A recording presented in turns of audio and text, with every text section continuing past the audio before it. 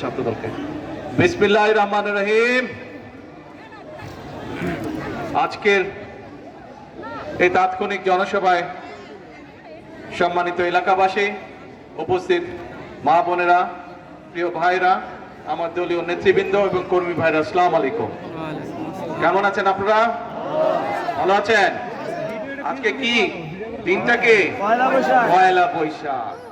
আমি প্রথমেই সবাইকে আমার তরফ থেকে পয়লা বৈশাখের শুভেচ্ছা জানাচ্ছি।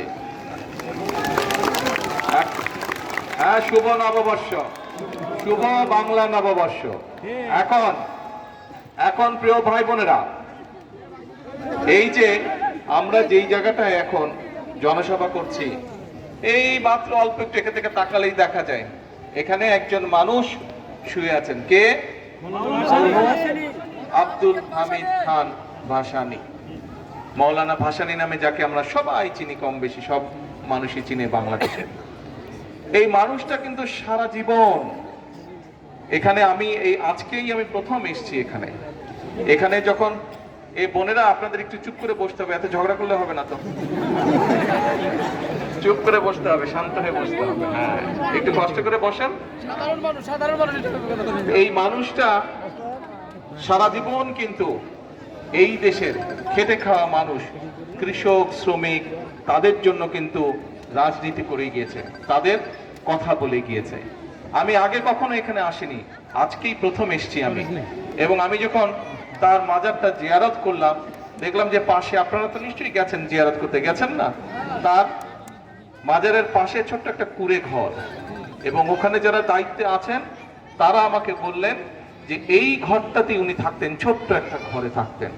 একটা মানুষ যে সারাটা জীবন এই দেশের খেটে খাওয়া মানুষ, কৃষক বলেন, শ্রমিক বলেন, দিনমজুর বলেন, তাদের জন্য রাজনীতি করেছে, তাদের কথা বলে গেছে, তাদের দাবি সবসময় তুলে ধরেছে, তাদের কষ্টের কথা বলেছে।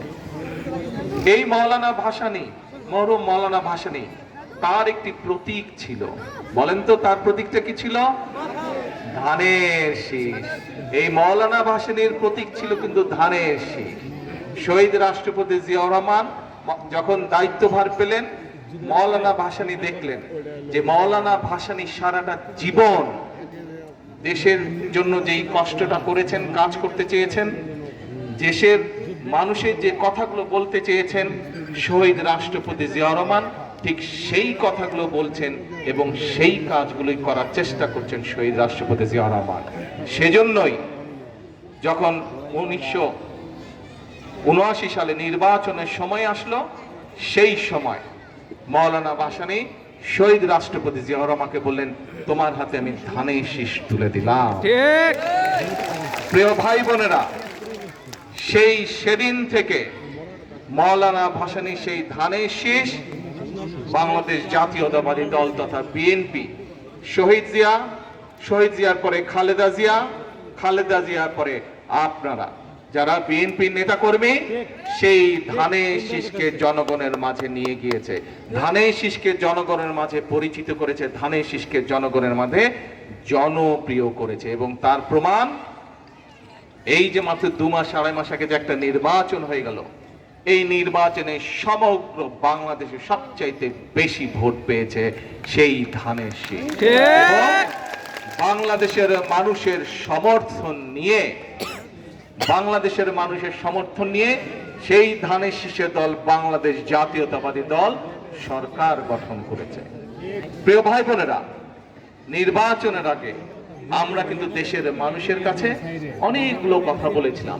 আমাদের যারা এই যে এখানে বক্তব্য রাখলো, যারা এমপি আছে, মন্ত্রী আছে, নেতৃবৃন্দ আছে, তারা যখন নির্বাচনের সময় বিভিন্ন জায়গায়, শুধু টাঙ্গাইল জেলার বিভিন্ন উপজেলা, গ্রামে গঞ্জে না, সমগ্র বাংলাদেশে বিএনপি যত নেতাকর্মী আছে, তারা যখন গিয়েছে, বক্তৃতা বিবৃতি দিয়েছে, বক্তব্য রেখেছে, এরকম জনসভা করেছে নির্বাচন আগে, তখন কিন্তু কতগুলো কথা আমরা বলেছিলাম জনগণের সামনে, যে এই যে তার আগে, এই নির্বাচনের আগে গত 16 বছর ধরে আমরা দেখেছি কতগুলা তামাশার নির্বাচন হয়েছে। একবার দেখলাম 2014 সালে ভোটারবিহীন নির্বাচন হলো, একবার দেখলাম 2018 সালে নিশিরাতের নির্বাচন হলো, আবার দেখলাম 2024 সালে আমির নির্বাচন। এই একটা নির্বাচনে আপনারা ভোট দিতে পেরেছিলেন? না। এই যে গত 15-16 বছর নির্বাচন হয়েছে, তিনটা নির্বাচনের নামে যে প্রহসন হয়েছে, আপনারা কেউ ভোট দিতে পেরেছিলেন? না। ভোট কেউ, এই দেশের মানুষ ভোট দিতে পারেনি। আমরা কি দেখলাম সেই 14-15 বছর? এই যে আমি এখন যেখানেই যাচ্ছি, এই যে এখানে ভিসি সাহেব বললো এই বিশ্ববিদ্যালয়ের এই কাজগুলো করতে হবে, আপনারা বলছেন হল করতে হবে, অডিটোরিয়াম করতে হবে। বিভিন্ন জায়গায় যখন যাচ্ছি, নির্বাচনের সময়ও যখন আমি বিভিন্ন জায়গায় গিয়েছি, বলে হাসপাতাল করতে হবে, স্কুল করতে হবে, কলেজ করতে হবে, রাস্তা ঠিক করতে হবে, ব্রিজ কালভার্ট ঠিক করতে হবে। তবে হলোটা কি 16-17 বছর? এই যে যারা ক্ষমতা ছিল, হলোটা কি? শুধুই কি আমির নির্বাচন হলো? শুধুই কি নিশিরাতের নির্বাচন হলো? শুধুই কি ভোটারবিহীন নির্বাচন হলো? তাই বোধহয় হয়েছে। কারণ যদি উন্নয়নই হতো, এলাকার কাজ হতো, তাহলে তো মানুষ এই দাবি দাওয়াগুলো দিত না মানুষ। তো এখন 12 তারিখে নির্বাচন হলো, তার আগে আমরা কি দেখলাম? 2024 সালে ধীরে ধীরে মানুষ